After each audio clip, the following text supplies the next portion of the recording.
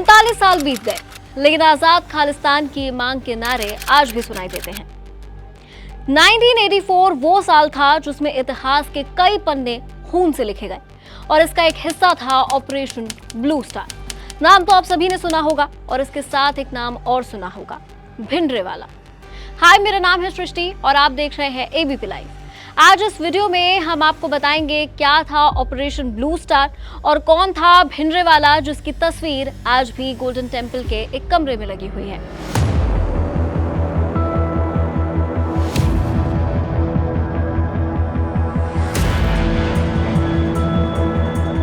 ये पूरी कहानी जानने के लिए हमें कुछ समय पीछे जाना होगा। 1977 के आम चुनाव में हार के साथ ही पंजाब सूबे में भी इंदिरा गांधी को जबरदस्त हार का सामना करना पड़ा था। पंजाब में प्रकाश सिंह बादल के नेतृत्व वाली अकाली दल की सरकार सत्ता में थी। इस हाथ से निजात पाने के लिए कांग्रेस ने एक ऐसे शख्स का सहारा लिया जिसने 7 साल के अंदर पंजाब के अलावा पूरे देश में उथल पुथल मचा दी।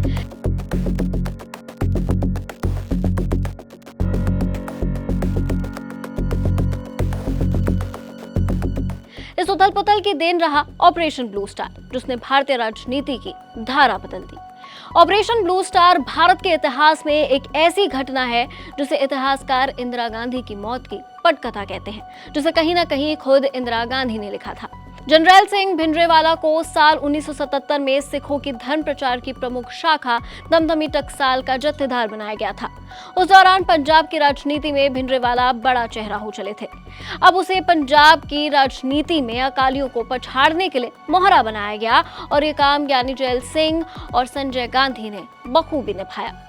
लेकिन भिंडरेवाला मुसीबत बन गए थे। वरिष्ठ पत्रकार कुलदीप नैयर ने अपनी किताब beyond the lines and autobiography में लिखा कि संजय गांधी ने भिंडरेवाला को पैसे देने की बात मानी, हालांकि उन्हें अंदाजा नहीं था कि भिंडरेवाला आतंकवाद का रास्ता चुन लेगा।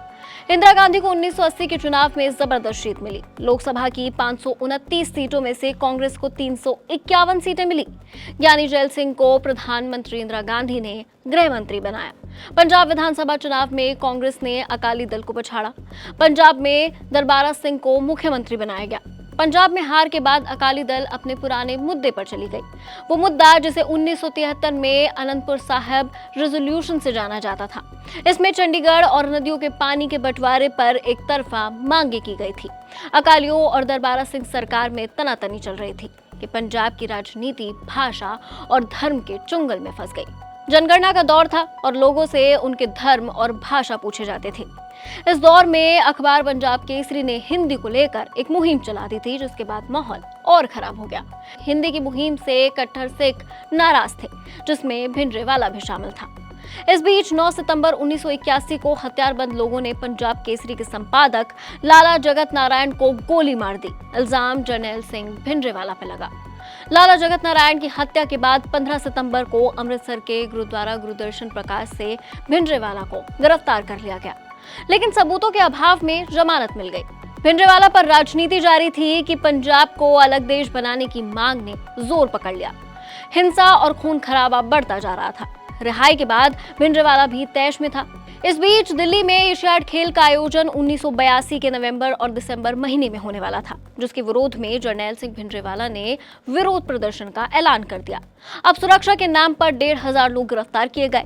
अब कट्टर सिखों का गुस्सा और बढ़ गया, जिसका फायदा भिंडरेवाला ने उठाया। नरमपंथियों की आवाज कमजोर पड़ने लगी।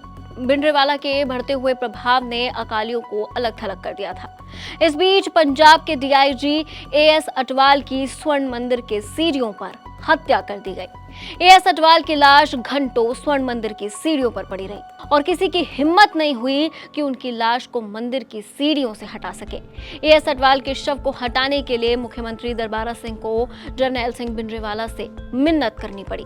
इस घटना के बाद इंदिरा गांधी ने ज्ञानी जैल सिंह से स्वर्ण मंदिर के अंदर पुलिस भेजने की सलाह मांगी, लेकिन उन्होंने मना कर दिया। इससे भिंडरेवाला के हौसले और बुलंद हो गए। पंजाब में हालात विस्फोटक होते जा रहे थे।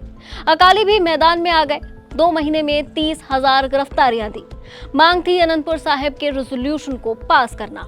इसी बीच 5 अक्टूबर 1983 को सिख चरमपंथियों ने कपूरथला से जालंधर जा रही एक बस को रोक लिया।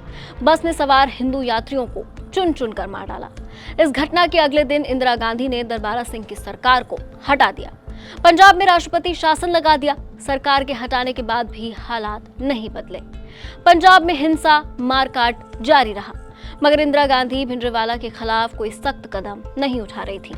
5 जून 1984 को शाम 7 बजे सेना की कार्रवाई शुरू हुई। रात भर दोनों तरफ से गोलीबारी होती रही। 6 जून को सुबह 5:20 पर यह तय किया गया कि अकाल तख्त में छुपे आतंकियों को निकालने के लिए टैंकों को लगाना होगा। ऑपरेशन के दौरान बहुमूल्य दस्तावेजों और किताबों की लाइब्रेरी में आग लग गई।